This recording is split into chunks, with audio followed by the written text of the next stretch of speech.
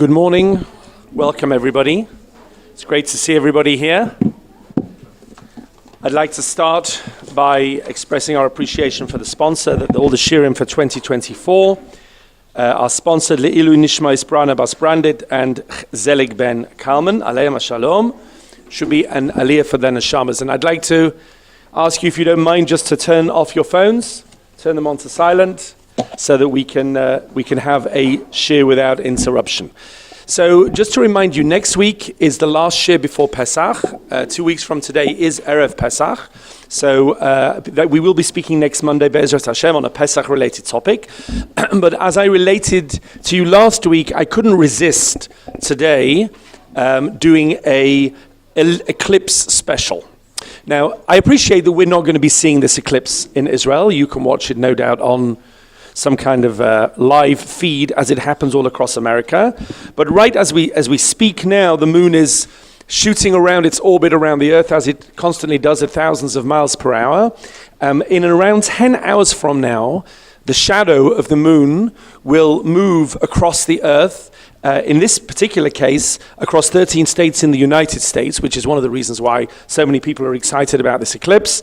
An estimated 31.6 million people live directly in the path of the eclipse, which, unlike the eclipse in 2017 in America, which you may have been there or seen that eclipse, that also crossed America, actually in that case from the northwest to the southeast, but didn't cross as many cities. This one will be crossing a lot of cities. And in some places, such as Texas, the eclipse will last over 4 minutes, which is quite a long time for an eclipse. They can go to around 7, but that's very rare. And the eclipse will move from the southwest of the states, from Mexico up through Texas. It'll go across the Midwest, up through Illinois, up to Ohio. Ohio will have a lot of good viewing opportunities. Since Cleveland will be in the direct eclipse, and it'll shoot off towards Montreal in Canada, and then out into the Atlantic Ocean, where it will disappear at sunset. Of course, the time between sunrise, as it were, and sunset, as the moon is shooting across the Earth at 1,300 miles an hour, is only a couple of hours. So it will arrive with the sunrise over the Pacific, and it will end with the sunset over the Atlantic. So the science, just very briefly, we need to talk about just for a second so that people understand it. Of course, the reality is, no matter what the science is and no matter where the moon is, if it's cloudy, then you're finished. You don't really see anything, which is why England never gets very excited about eclipses. I remember we had one in 1999, and that turned into be a bit of a damp squib. But never mind, that's how it is. But the science behind it, and we'll see, by the way, the weather is important. The Lubavitcher Rabbi weighs in on the issue of the weather. The science behind the eclipse is very straightforward. The moon orbits around the Earth and the moon together orbit around the sun. Every month, or more accurately, 29.53 days, the moon goes around the Earth. And of course, at the precise moment where the moon comes back again to its starting point in the same alignment, as it were, of the sun, that is what you and I call Rosh Chodesh. And that is why an eclipse happens always on or just before the Hebrew Rosh Chodesh, which of course this year also for the Muslims is the end of Ramadan, so they're all very excitedly trying to work out when Rosh Chodesh is as well. They of course still do it by sighting the moon, so they don't know exactly when the new moon month begins until they've had their testimony, etc. That's also why a lunar eclipse, when the Earth obscures the light from the moon and the Earth's shadow, if you like, is cast onto the moon, that will always occur on or around the middle of the Hebrew month, the 14th or the 15th of the month, again when they're in alignment in the other direction. Now you may ask yourself, well, why don't we have an eclipse every single month? Because every single month the moon moves in front of the sun as it goes around the Earth. And the answer to that question is simple, and I brought you a little diagram here, that the moon is actually tilted. There's a 5-degree tilt of the moon's orbit around the Earth relative to the Earth's orbit around the sun, which means that almost every month the moon misses that direct line. It's either, if you like, relative to us above the sun or relative to us below the sun, depending on where it is in the cycle. But every now and then, because it's only a 5-degree angle, which is not that much. If it was like a 20-degree angle, eclipse would be very rare. But because it's only 5 degrees, every now and then an eclipse happens. And actually, they're more common than you think. In most calendar years, there are at least 2 lunar eclipses, sometimes even more. Solar eclipses can be 2 to 5 times a year. 5 is pretty rare. But the reality is, of course, because most of the earth is covered by water and most of the land is not populated, they rarely occur exactly where you want them, just when you want them. In fact, it's only likely that an eclipse will happen where you live once roughly every 375 years. So people get very excited when they happen. Why, you may ask yourself, does the eclipse not exactly coincide with Rosh Chodesh? And that is because we calculate Rosh Chodesh according to something called the halachic molad. The molad is literally the birth, is the moment of conjunction of the moon with the earth and the sun. And we calculate that actually on the basis of the average length of a month, which is 29 days, 12 hours, and 773 chalakim. We divide the hour into 1,080. And therefore it comes out in that way. And therefore our Rosh Chodesh is calculated by a very interesting calculation. You go back to the year 1, okay, from 6,000 years. I'm not getting into discussion about creation and how old the universe is. We've had shirim on that before. You go back to the year 1, and the creation of the earth in Hebrew calendar terms, the 6 days of creation, is at the end of year 1, not at the beginning of year 1. The Rosh Hashanah on which Adam HaRishon was created is Rosh Hashanah of year 2.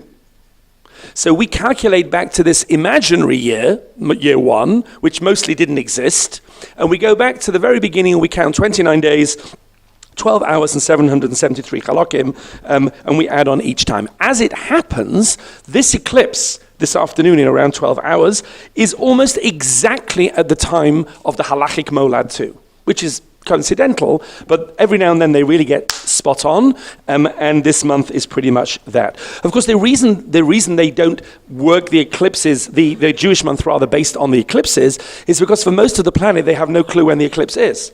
And they only happen every now and then, so they need to have a halachically reliable system in order to work out the new moon. Okay, fine. Ad Kan, it's been pretty simple. Lunar eclipses are far more common, and one of the reasons is the shadow is much bigger. If you think about the shadow of the moon on the earth compared to the shadow of the earth on the moon, lunar eclipses happen way more often because that shadow catches the moon more often, and they're visible from a much greater area. So many of you would have seen many lunar eclipses. I remember once in London after Seder night, we all walked out into the street and looked up into the sky to a blood red moon because of course it happens usually on the 15th of the month. The reason of course that the moon often looks red, and more of that in the sources in a minute, is because effectively all the light shining onto the moon is going through the atmosphere of the earth, and effectively every sunset on earth is being projected onto the moon. And that's why it looks red. Sometimes it looks dark, brown, black, we'll see that too as well. And therefore lunar eclipses happen far more often. If you want to wait for a lunar eclipse in Israel, you won't have long to wait. But if you want to wait for a solar eclipse, you might have to wait around a bit. The next solar eclipse happening in Israel is in 2027. That's not long, but it's only an 80%. The actual line of totality goes south of Israel over Luxor in Egypt. 80% is interesting if you're looking at the sun with your special glasses on. Obviously, everyone has to wear special glasses when they're looking at the sun, but it won't really change the light of day. Nothing really happens when an eclipse happens until 100% goes on. If you want to wait for a 100% total eclipse going over Yerushalayim, over the OU Israel Center, you will get one, Be'ezrat Hashem, on Sunday, August the 8th, 2241. Now, you may feel that that's not worth waiting for. That will be Rosh Chodesh Elul, and fascinatingly, that will be Rosh Chodesh Elul in the year 6001, which is, as I just mentioned, if you're into the idea that the world will last 6,000 years, which is a Gemara in Makkas, and again, whether we take that literally as a midrash or not is not my discussion for now, but if you're interested in that and the world has 6,000 years, well, that next eclipse over Jerusalem will be exactly at the end of those 6,000 years, at the end of year 6001, because the creation happened at the end of year 1. So if the evangelical Christians get excited about this eclipse, wait to what they're going to say in 2241 when you hit the end of the 6,000 years. By the way, in case you're upset that you missed one, the last total eclipse over Yerushalayim was on August the 20th. That was Rosh Chodesh Elul as well, 993. So it's been over 1,000 years since we had one, but only 200 years till the next one. So look on the bright side. Fine. The sources are actually fascinating, but before we get onto the sources, just one little last science point. The reason that a total eclipse is so spectacular is because the moon is exactly the same size relative to the Earth as the sun. Because even though the sun is 400 times broader in diameter than the moon, it is exactly 400 times further away. So the relative distance is exactly the same, and this wasn't always the case. Meaning, if you go back to the time of the dinosaurs, then the moon was much closer to the Earth. The moon is spinning away, by the way, 4 centimeters further away every month. It's getting further and further away. So if you go back a few million years, the dinosaurs never experienced an eclipse like today because the moon just completely blotted out the sun.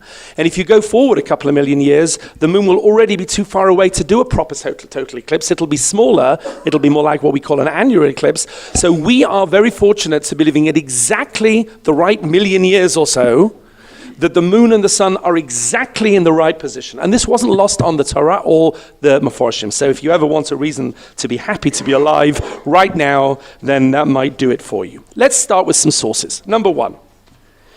So let's start at the very beginning. The creation of the sun and the moon. Vayom Elokim. Yehi ma'orot b'rekiyah hashamayim. They're going to be lights. That's their primary function. Lahavdil, bein hayom uvein halayla, v'hayu le'otot. The first thing that the Chumash says that these lights up in the sky are for are signs. Signs of what? We'll see. Ula moadim, and for the calendar. Ula yamim, ula ushanim, and to calculate the days, the months, the years, etc. Of course, a week is a completely non-astronomical calculation. It's just 7 days and doesn't fit into any of the others. So that's another share, but not for now. V'hayu lemarot b'rikia, they will be lights up in the sky. Rikia shamayim laha'ir ala'aretz, and we are most interested in how they light up the world. V'yihi chen, and that's what it was. V'yas Elokim et shnei ha'ma'orot hagedolot. God made the two large lights. Et ha'ma'or hagadol lememshelet hayom, the bigger light for the day. Ve'et ma'or hakatan, and the smaller light lememshelet halayla. Ve'et hakochavim. And of course, there's a great deal of Torah as to why they're both called big, gedolim, and then the next phrase, one is called big and the other is called small. We will touch on one angle of that in a second. God placed them in the heavens. Again, the focus from our perspective is light. Now, if you look at the Ibn Ezra, go to page 3, and see the Ibn Ezra number 2. So the Ibn Ezra was an astronomer. The truth is, most intelligent Sephardi Talmidei Chachamim back in the golden age of Spain, which is when the Ibn Ezra was born, had a broad training in grammar and literature and astronomy and science and mathematics and geometry, etc. But the Ibn Ezra, you had to pick the right yeshiva, that's the key. The Ibn Ezra was particularly known an astronomer as well, and there is even a crater on the moon named after the Ibn Ezra. It's called the Ibn Ezra crater, funnily enough. So if you know where to look and you have the right kind of telescope, you can wave to the Ibn Ezra. I think he's somewhere near the Ralbag. I'm serious. The Ralbag has a crater on the moon as well. And no doubt they can have a chavrusa. Look at what the Ibn Ezra says. Number 2. V'chachmei hamidot. Those people who are astronomers, who know to measure the shamayim, say the following. Moedim, they accept, ki hashemesh hi habriya hagedola. The sun is bigger. Now you might say, oh, that's obvious, but it's not actually that obvious because they do look the same size. How can you call the moon big as well, if the sun is the big one? The answer is, because we're only interested in the Tanakh insofar as our perspective of those celestial bodies in terms of how they shine on the earth. Therefore,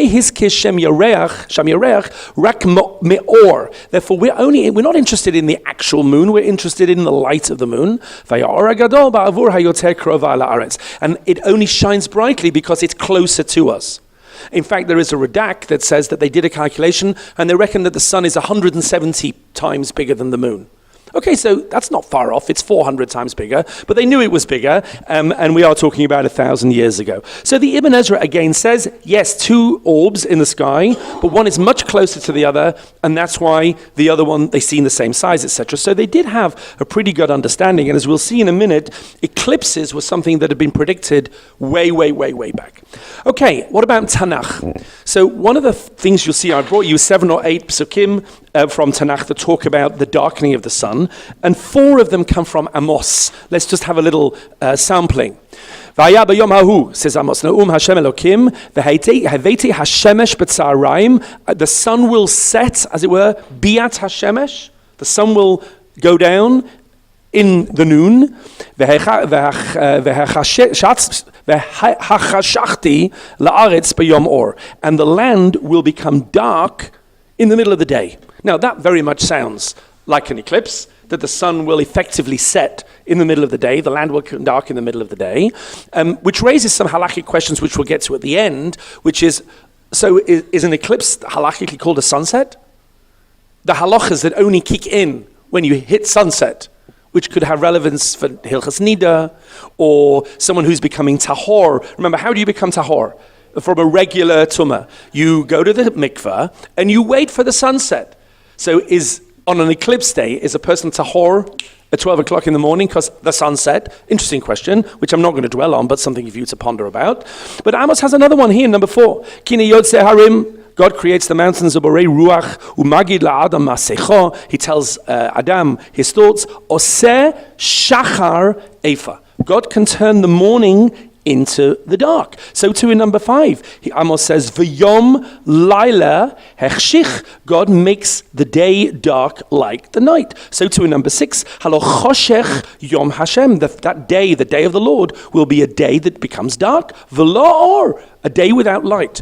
Why is Amos so interested in the image of the eclipse? And of course, the imagery in Tanakh may not just be literal imagery of an eclipse, but the idea of the blocking of God's light at the end of days and the blurring of good and evil. There's all sorts of mashalim that you can bring from this, but why was Amos so interested in the image of the eclipse? And one reason might be that there was a major total eclipse when he was alive on June the 15th, 762 BCE, which is exactly the time of Amos as we understand it. There was a 90% partial eclipse in the Shomron, which must have made a major impression on the people there. And this is actually recorded in the Assyrian Chronicles. I brought you a link in case you're bored and can't sleep at night. You can read the Assyrian Chronicles from 762 BCE. And they also say there was an eclipse in the month of Simanu, which is Sivan. And this is quite possibly the eclipse that Amos saw that impacted him to the point that he wanted to talk about the eclipse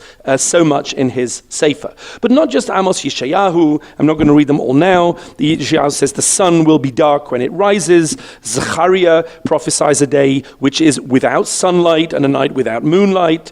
And Yoel, let's look at Yoel because this makes me feel less guilty about not talking about Pesach. Look in number 9. V'natati muftim b'shamayim. Uva aretz, I will make great signs in the heaven and the earth. Dam, ve'esh, ve'timarot ashan, which of course makes you feel the Haggadah, because that's one of the things we say on the Haggadah when we dip the three little drops of wine after the 10 plagues, Dam, Eish, and Timarot Ashan. V'hashemesh yafech lechoshech, the sun will become dark. V'hayareach ledam, and the moon will become red like blood. Clearly talking about an eclipse. That's exactly what happens to the moon when in an eclipse. Lifno bo yom Hashem, before that great day of God comes, Yom Hashem Hagadol v'Hanorah. So Rashi just mentions there that one of the reasons that the sun and the moon are being eclipsed is to embarrass those people who worship them. And we'll see this comes up. He's getting that from the Gemara. But before you just turn the page, I just want to mention a very important pasuk in Yirmiyahu.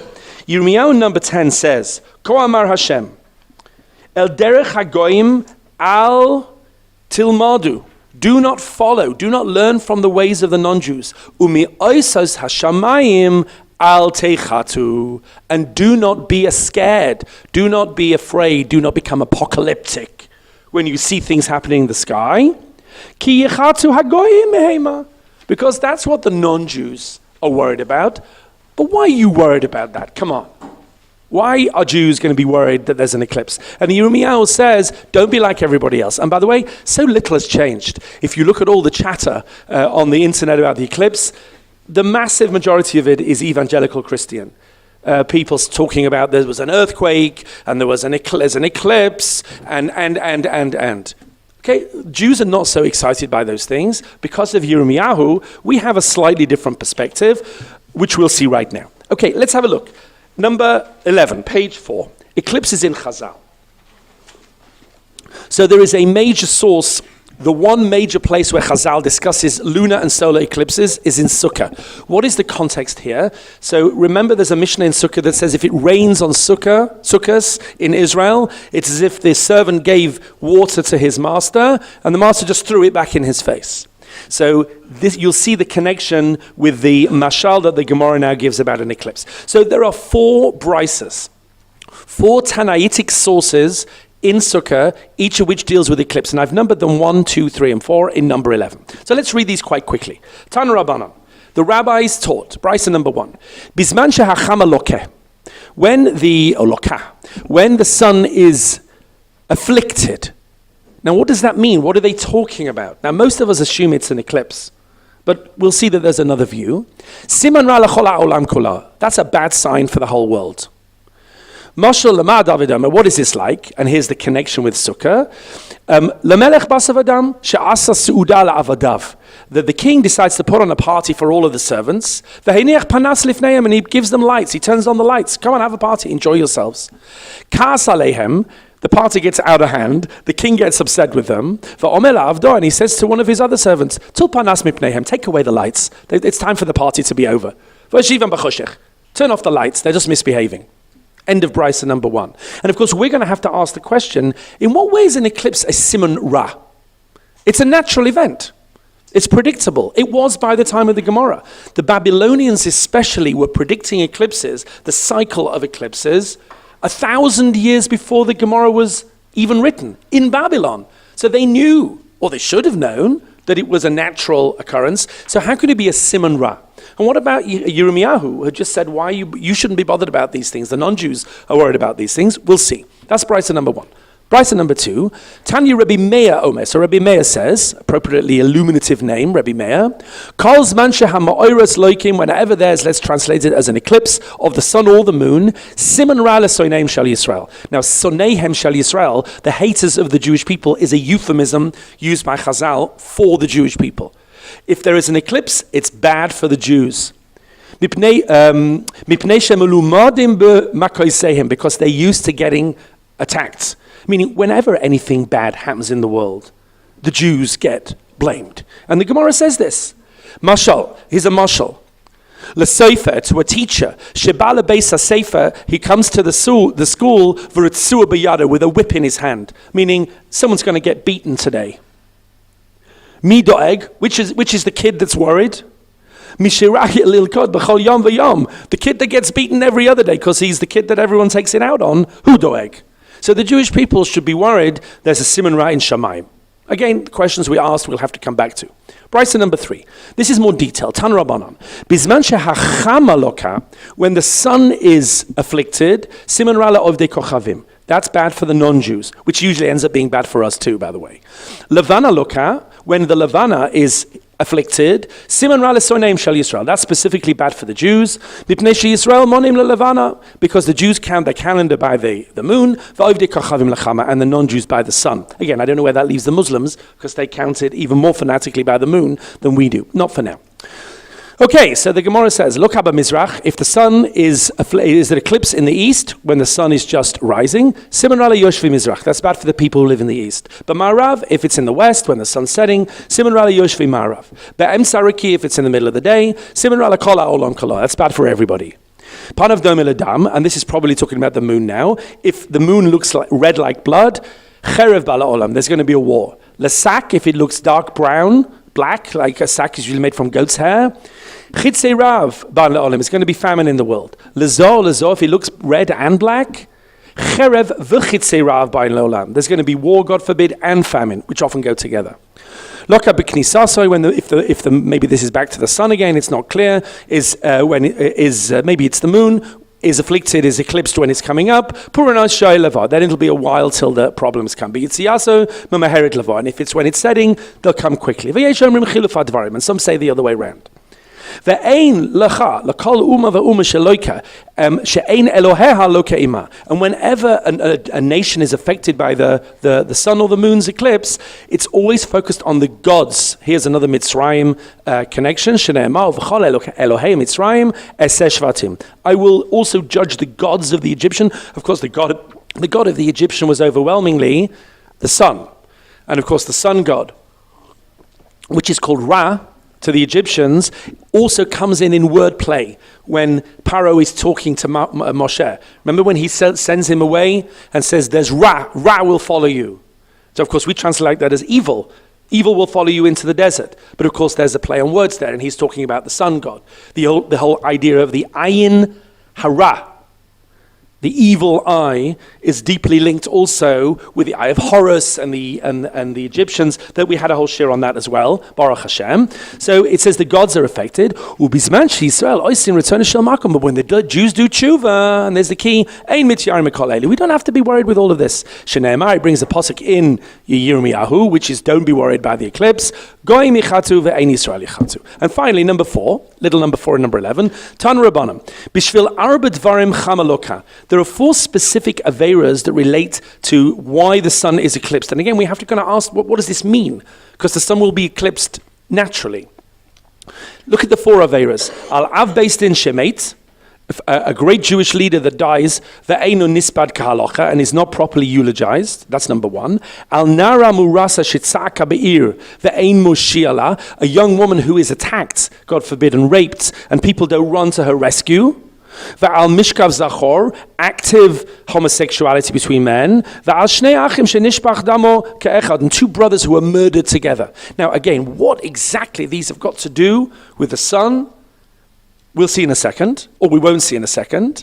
Ubishvil arba dvarim moros like him, and there are 4 reasons generally why the eclipses happen. Al kaisvei palastar, people who write forged documents, it's a Greek word. Va'al me'ide edu sheker, and people who lie in court. Va'al migdalei behema daka be'eretz Yisrael, people who are not careful with the land of Israel, looking after the land, and they breed small goats and sheep that just eat everything and destroy the land. Va'al kaitz to say ilanos tovus, and people who chop down good fruit trees and aren't bothered about the waste. Now, what on earth is going on here? Start for a second with number 13. Rashi looks at these different averas at the end of those prices. It says, because of these averas, etc. Rashi just says, Lo shamati tam b'davar. I have no idea how any of these things connect with these 4 averas. And Rashi is very good at telling lo shamati. He said, I don't know, and I'm not going to guess. By the way, the Aruch Lunar, Rav Yaakov Ettlinger, who we're going to see in a minute, he has a good go at trying to explain how all of these things relate somehow to the sun. Some of them are more convincing than others, but if you want, you can go and look at that. But he wants to try and make the connection, but Rashi doesn't know. Yes?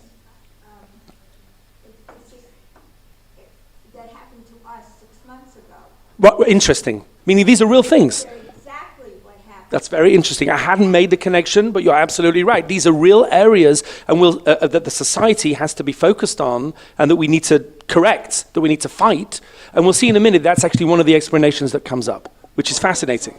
What's that? The eclipse is not Okay, fine, but let's not worry too much about trying to predict the past or predict the future. Okay, both of them are usually pretty frustrating. But Rashi does tell us one thing on Chumash, which will be the famous Rashi that you will know, I'm sure, number 12, or you may have come across. Number 12 says as follows: when the eclipses happen, this is bad for the world, and he brings the pasuk in Yirmiyahu, and he says, however, you, the Jews, shouldn't be worried. When you do the will of Hashem, and the one message that Rashi wants to get across on Chumash is that the answer to all of these issues is not to be superstitious, is not to be apocalyptic, but is to look at the sky and do tshuva. And it may be exactly what you're saying, that Chazal are focusing us on certain specific areas and saying these are areas you should be thinking about when you are thinking about what society needs to be fixed, how it needs to be fixed, and these are areas of tshuva. But that's what Rashi wants to know. However, I want to go into some interesting explanations which are given by later Meforshim as to how to make this all fit together. So go over to page number 5. I want to suggest 3 different approaches. The first one is the Aruch Lunar. The Aruch Lunar, we're not going to read all of these inside because there's a lot of words to read and we're not going to get through all of them. But the Aruch Lunar says it's not like they didn't know that these were natural events. They did. Chazal did know this was absolutely the science of the time. They explained eclipses. They predicted eclipses. What in fact they're saying, however, is that the Zman, the time of an eclipse, is an auspicious time for you to think about a certain religiously uplifting idea. Of course there are natural events.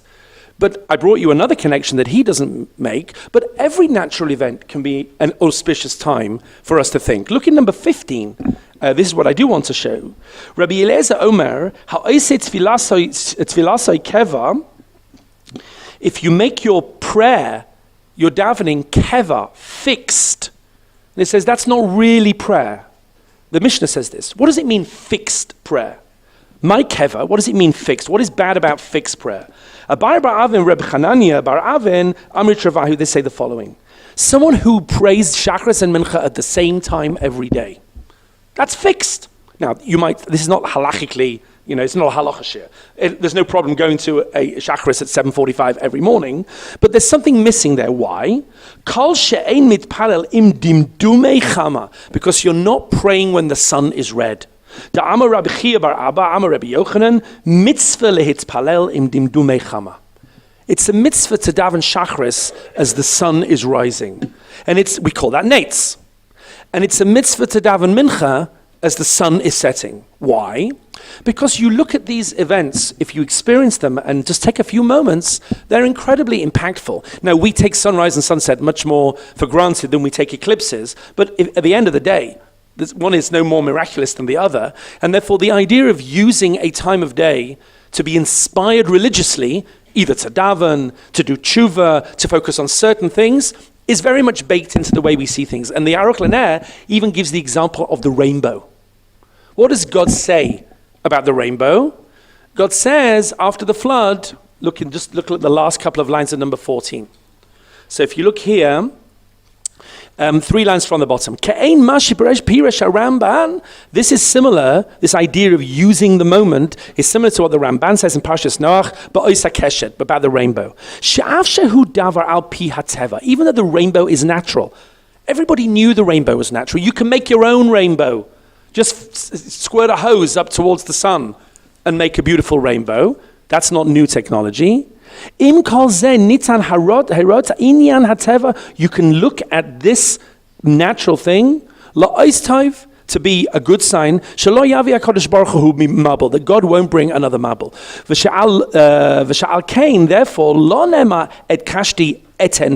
God doesn't say, I'm going to create a rainbow, and from now on that's going to be the sign I'm not going to create the world, and not to destroy the world. God says to Noach, I have already put a rainbow in the world. Up until now, it didn't have any religious significance, but now it does. Look at the rainbow. Look at the different colors. Think about the fact that the world all the different kinds of people in the world have to survive, and they have to get along together, and the world has to continue. Now a rainbow is a moment of inspiration, and taka, we make a bracha on a rainbow. Whether we make a bracha on an eclipse, You'll see in a minute. Okay? So the Rav Ettlinger says basically, it's not that it's an auspicious sign, but it's an auspicious time. And focus, and as we heard just now, on certain Averas. Now, Rav Yonason Eibeshitz has a very interesting perspective. He's also coming from the question, he was living in the 1700s, and he said everybody knows he's a natural. And by the way, by the 1700s with Edmund Halley in England, after whom Halley's Comet is named, he was very specific in the way he could actually predict exactly where, exactly when, which areas of land, etc. So Rabbi Yonason Eibeshitz says, how does this fit together? So he makes an interesting observation. He says, what does it mean that the Chama is loka, is afflicted? He says, I don't think that's an eclipse. Because in an eclipse, nothing happens to the sun. We just can't see it anymore. Something moves in front of it. So how can you describe that as the sun being in some way afflicted or damaged? He says, I'll tell you what likui Chama is. It's sunspots. Little black spots on the sun. And that's actually an affliction of the sun. The sun, if you like, has tsaras or something. There are little black spots on the sun. And that's what Chazal were talking about. And since they're not predictable, now they are more predictable, but since they're not predictable, when you see sunspots, that's what Chazal's talking about. Something weird's happening to the sun's got blotches, and that's when you have to do tshuva. But no, not an eclipse. An eclipse is like Bubba Mises. It's nothing to do with an eclipse. Now, that's a very inventive idea. There's a few problems with that. Number one, sunspots are very difficult to see without a telescope. By the time of Rabbi Yonason Eibeshitz, they had a telescope, although they're not impossible. And I brought you an article by Jeremy Brown, Dr. Jeremy Brown. You may know Jeremy and Erica Brown from Silver Spring, both very eminent in their own fields. But Jeremy wrote an article a few years ago about the solar eclipse in 2017, and he goes into all of this, and he brings evidence from the Chinese that were looking at sunspots. And by the way, they could have made a pinhole camera. One of the ways that you can see the sun and what it looks like in an eclipse or sunspots is you can just project the image of the sun onto a card. And they did that in the ancient world. The technology of a pinhole camera dates back to 500 BCE. Okay? So don't think they were all like the Flintstones running around living in caves. They weren't. So he suggests it's sunspots. There are some problems with that. One of the biggest problems of his approach is there's no difference in the light on Earth when there's a sunspot on the sun. Even an eclipse doesn't actually make a difference to the ambient light until it's like 95%. So sunspots doesn't make anything difference to anything. So it's a bit difficult to say that, but that's what he says. Rabbi Yonason Eibeshitz was a very inventive person. Between him and his colleague and combateur, or whatever the word is, Rav Yaakov Emden, between them they came up with lots and lots of very interesting ideas. Now, go over the page to page 6, source number 17. The Lubavitcher Rebbe, he also comes on. Let's read what he says inside. Liku hamorot muva b'kama makoma b'divrei Chazal. Chazal talk about eclipses. Uplea. It's clear. It's a very strange thing. Ki yadua she'afilu chachmei Mitzrayim v'lifnei ze Bavel. All the ancient astronomers in Egypt and in Babylonia, source 17. Kvar archu luchos halikuim. They already had eclipse calendars. This was ancient technology, ancient science. Ha'omrim, that tell them v'yadua b'sifrei divrei hayamim. And it was also known from their chronicles, like I said before, the Assyrian chronicles. Umuva lahavdil gam b'kisvei HaKodesh, and it's also brought lahavdil in the Tanakh. They knew about eclipses. So in what way is this a sign if it's a natural event? And he says something that someone living in Crown Heights would be more likely to say. And he says, look at the underlined bit. He says, B'ma dvarim amurim, when is it a sign? B'ma dvarim amurim asher likui chama v'likui vana yesh lehem hapirushim ka'amru Chazal. When you're walking outside and you look in the sky and all of a sudden the sun goes black. That's when it's impactful.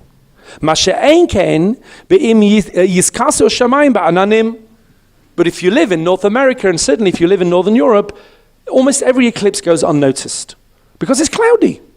And therefore, if you live in a place where it's cloudy, there's no negative sign from an eclipse because you didn't see anything. But if you live in a place where it's sunny, then that's when there's a negative sign from an eclipse. So that's a good point. So that won't work for a total eclipse because in a total eclipse, it doesn't matter where you're living and what the weather's like, it goes completely black. But it'll work for everything up to like 85, 90%. If you're walking around on a cloudy day and there's a 90% eclipse, you hardly even notice it. In England, every day looks like a 90% eclipse, quite often. in London, walking around there. So you don't even notice it. So that's an interesting idea by the Lubavitcher Rebbe. 3 or 4 other ideas before we get into the halachic question of the bracha. So I brought you number 18. A lot of this is for your reading later on. The Maharam Shik. These are messages, not explanations, but messages to take out of an eclipse. The Maharam Shik says, look, an eclipse is a beautiful mashal. God shines a light of Shefa and Tova on the world, and what we often do is just block it with the way we act, the way we think, the way we interact with each other, and therefore and he brings a posik from Yeshayahu, Avonoseihim hayu mavdilim meinechem uvein Elokeichem. It's your actions that cause this block between you and God, and therefore he says the whole concept of an eclipse is dafka, a marshal for the idea that God's light is still there, but you can't see it.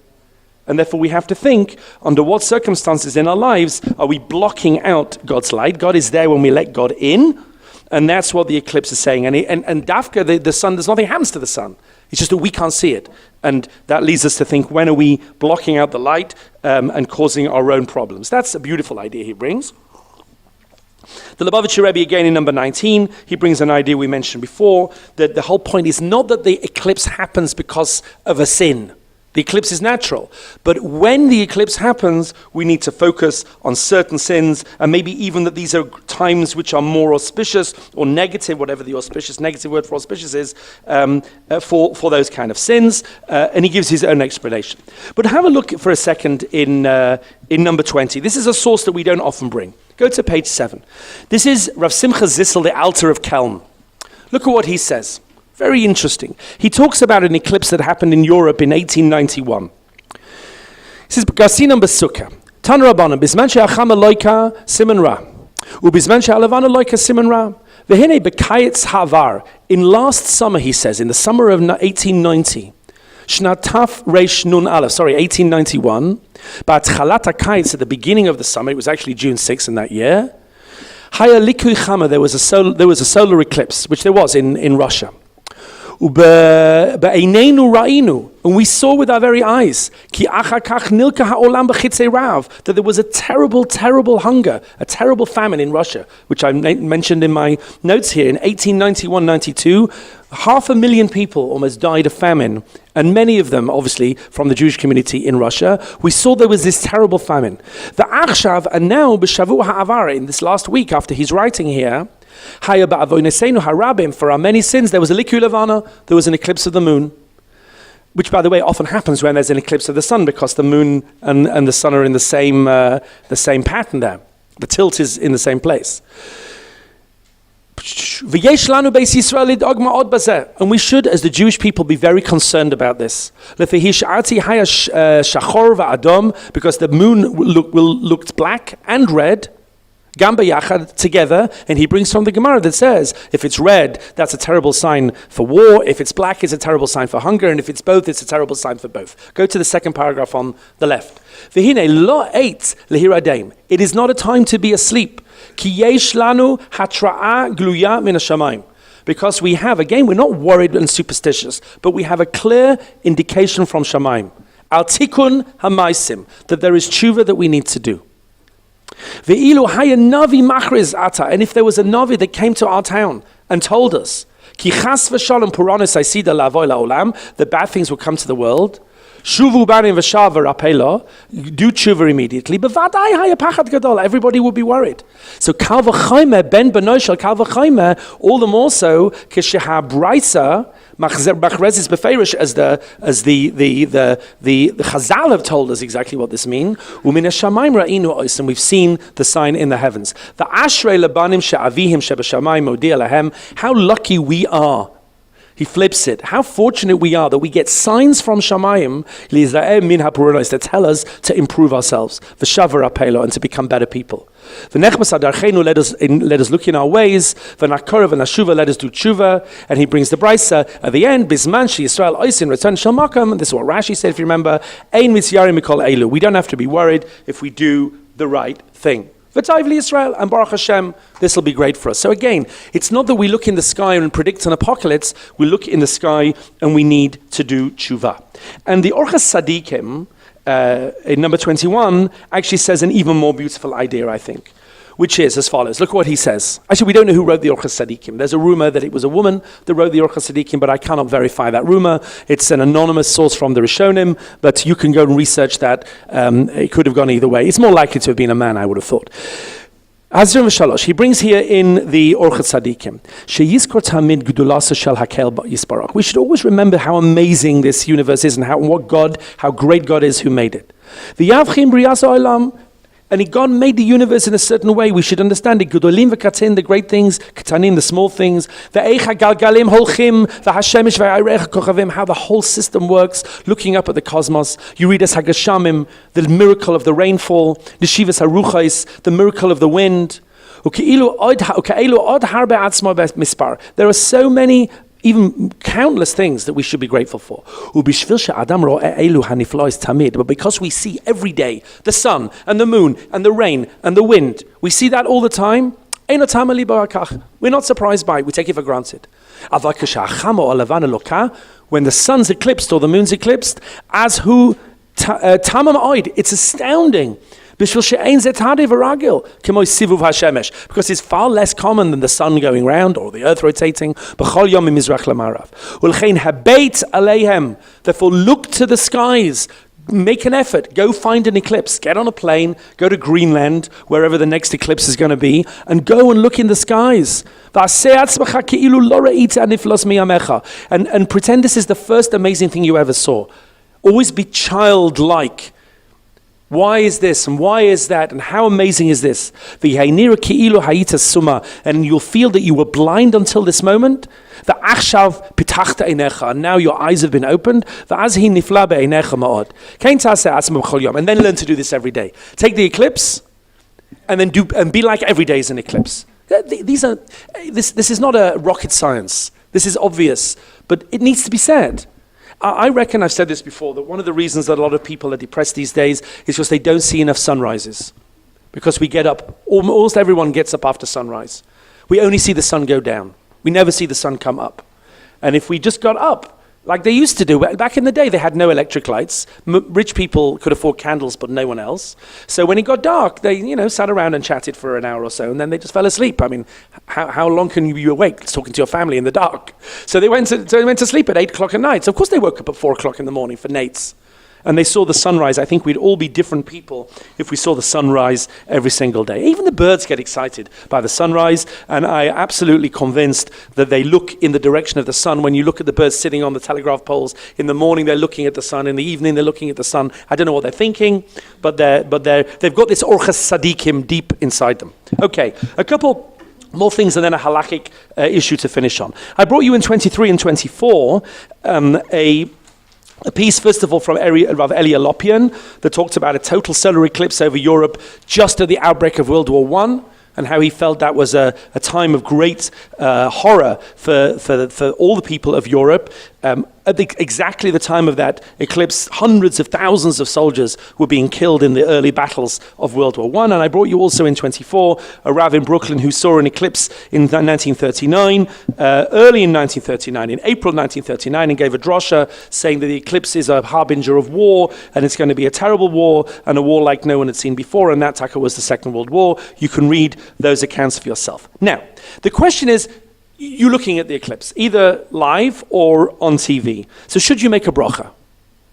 Should you make a bracha on an eclipse? So let's just have a look at this briefly for the last 5 or 6 minutes. No, actually 10 minutes we've got left. Look at number 25.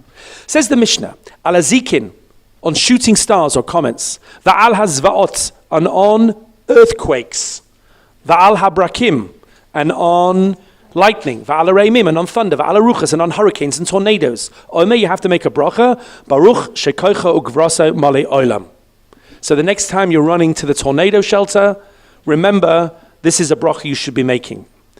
Elaharim, on great mountains, va'ala gvaot, and on hills, va'ala yamim, on seas, al narod, on rivers, va'ala midberod, on deserts. Omer, Baruch oiseh ma'aseh breshis. You say, Baruch oiseh ma'aseh breshis. I once made the bracha on the desert. I was flying over the Sahara Desert. I flew from Israel to South Africa, and you fly for hours over this unbelievable desert. I looked out of the plane, through the window. I didn't get out of the plane, and I said, Baruch Oisem Asibratius. And Rabbi Yehuda says, maybe there's a special one on the Mediterranean, or maybe the Atlantic, etc. Then on the rain, at the end, Ala Geshamim, Val Bursuras Tyrus, Omer Baruch Taiva Metiv, Val Shmuas Ras, on God forbid bad news, you say Baruch Dain HaEmet. So it doesn't mention an eclipse. It didn't say if there was any bracha on an eclipse. It could have said. It didn't say one way or the other way. So the Achronim debate whether this list is exclusive, these are the things that you can make a bracha on, and no other things, or whether this list is a paradigm. This is anything that is unbelievable to you. You go to Niagara Falls.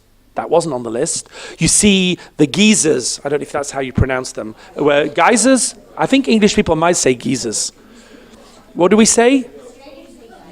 Geysers? No, I don't like geysers. Okay, fine. People will write emails to me. That's old geysers, okay? Not young geysers.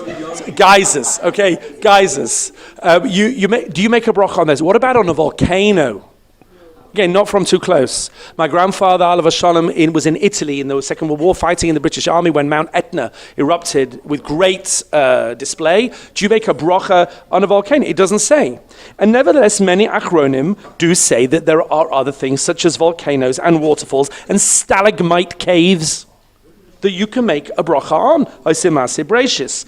So what about an eclipse? So pop over the page to number 9. So, page 9, excuse me, it's page 9. So the Gemara actually asks a question which I skipped, it's in number 26, which is why we don't make a bracha as the moon is waxing every month. Why don't we say, Hatoiva HaMeitiv, Baruch Hashem, the moon's getting bigger, and why don't we say Baruch Dain Emes as the moon's getting smaller? And the Gemara answers, because it happens every single month, yeah? It happens all the time. Well, we're going to say a bracha, Baruch Dain Emes, every time the moon is going down?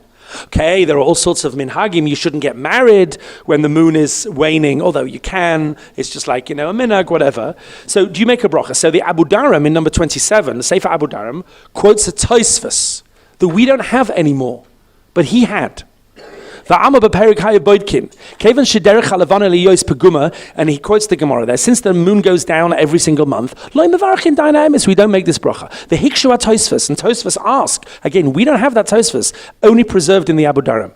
Im kain balakas hamaorot.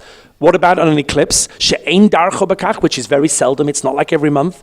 Lama ein mevarchin dayan ha'emes. We should make a bracha, Baruch dayan ha'emes. This is terrible. The Taritz, and he answers she'ein elev hisha, because it's a very temporary thing. We don't make a bracha on something this short, which is very interesting. The only bracha that they considered making on an eclipse was Baruch dayan emes, not Oiseh Maaseh Brachis. So almost all of the Achronim, if not all of them, say no bracha on an eclipse. The Stipler I brought here in the English, no bracha on eclipse. Rav Vosner was quite permissive when it comes to making brachas. He made brachas on waterfalls in Switzerland. So they asked him, so if you make a bracha on a waterfall, will you make a bracha on an eclipse? So he said, I don't know, we need to think about it more. He didn't say no, he didn't say yes, he said we need to think about it more.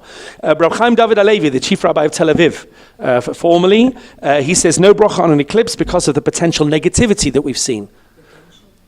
Negativity, meaning it's a time which is, maybe a bad time. We need to do tshuva to avoid the bad things. The Lubavitcher Rebbe also said, no bracha on an eclipse because of this reason. My wife was standing next to Dayan Chanach Ehrentreu, Zecher Tzadik Livracha, the 1999 eclipse, which they were watching together on a screen. I have no idea why she was with Dayan Ehrentreu watching the eclipse. I must ask her why. I think she must have had a meeting at the Beis Din, and she asked him, should we make a bracha? Oiseh Maaseh Brachis. He said, no bracha. Okay? And of course, we generally have a principle, Safek brachas lahakel. When it comes to brachas, if in doubt, leave it out. That's what we say with brachas. So it's not surprising. Rabbi Michael Broyd has a tshuva where he says we definitely don't make a bracha, but he gives you some other ideas. Maybe say the bracha without Shem Malchus. Baruch Oiseh Maaseh Brachis. Maybe say the bracha in Aramaic. It takes a little bit of prep in advance. Maybe say Ve'yevarech David, where it says Baruch Atah Hashem in the Psukim, and then add Oiseh Maaseh Brachis. Maybe recite Tehillim. Rabbi Lau, the chief rabbi, says you should recite Tehillim 19 and 104. Rav Rav Eliezer Melamed in Pnini Halacha, he's the only one that says that I can find if you really feel a sense of awe and wonder when you watch the eclipse, then it's permitted to say Oiseh Maaseh Bereishis, which actually opens up an interesting question, which is a much bigger meta-halachic question, which is our inclination that we want to make more brachas because of the sense of ahava to Hashem, or that we want to make less brachas because of the sense of yira, that God forbid I don't want to say Shem Hashem for no reason. And of course it's a balance. In our Yishuv, in Alon Shvut, we have a very interesting paradigm because we have Rav Yoel bin Nun, who is very into the ahava angle on brachot. He's the one that's going to say She'achiyanu v'kiyimanu with a bracha when he hasn't seen you for 30 days. He's the one that's going to make a tova metiv. And Rav Moshe Lichtenstein, who of course is a brisker, certainly at heart, who is very not into making extra brachot. And I remember just before the end of Obama's tenure, when there was a risk that there was going to be a vote at the Security Council, which was going to go against Israel, and there was a point at which it was blocked. Eventually it did happen. Rav Yoel bin Nun stood up in our shul on Friday night. The Rav was away. Maybe the Rav went away on purpose, but the Rav was away, and Rav Yoel bin Nun stood up and said, I'm going to make a bracha, hatov v'hametiv, that we avoided a Security Council resolution. And he stood up at the front of the shul and said, Baruch atah Hashem, with a Shem Hashem. And Rav Moshe Lichtenstein couldn't hold himself back. He screamed out in shul, no! Like on Friday night. And it was like unbelievable. Everyone was like, like the clash of the titans. And then afterwards in shul, there was Rav Yoel and Rav Moshe Lichtenstein arguing it out. It was an unmissable experience. I only wish we could have filmed it.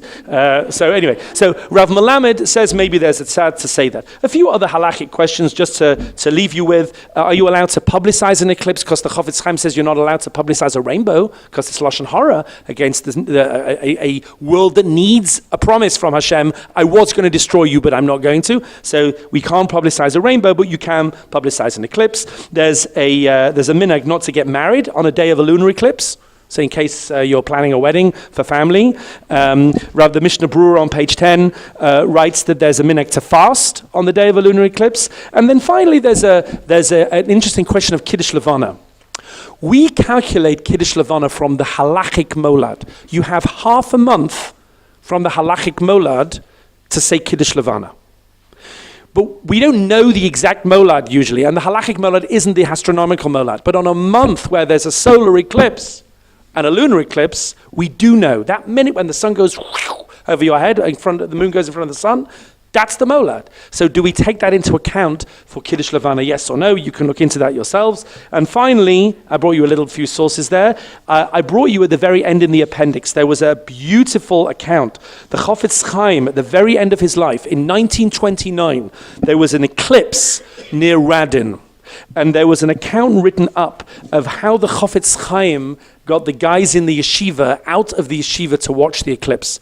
What he told them about the eclipse, how they watched the eclipse. They didn't have the special glasses you buy on, from Walmart. They had like little bits of glass, dark glass that they held up to their eyes. Except the Chofetz Chaim, there's someone who bought him a pair of proper eclipse glasses, and there's a whole account there of how he wore them.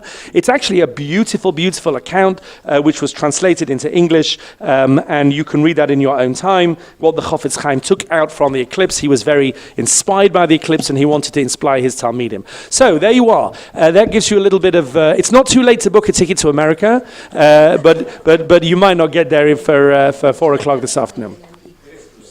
Okay, so please God, if we all meet up in a couple of 100 years for the eclipse here, then we'll know what we're doing. Okay, next week Pesach, I promise you, B'li Neder, and we'll talk about other things.